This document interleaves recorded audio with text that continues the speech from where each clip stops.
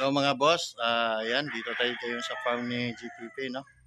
Ayan yung motor natin, bali naghahanda na tayo sa ating mga gamit dahil ngayong gabi ang biyahe natin ay Pangasinan.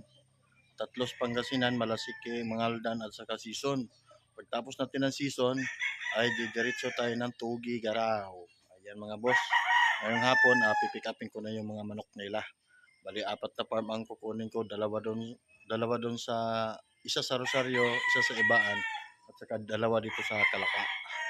Ayan ang kukuhanan natin ng mga manok ngayong hapon mga boss. Ayan, update po tayo dito. Andito tayo ngayon sa farm ni John Ray, GTP Game Farm. Ayan mga boss, let's go. Ayan po ang motor na ating gagamitin.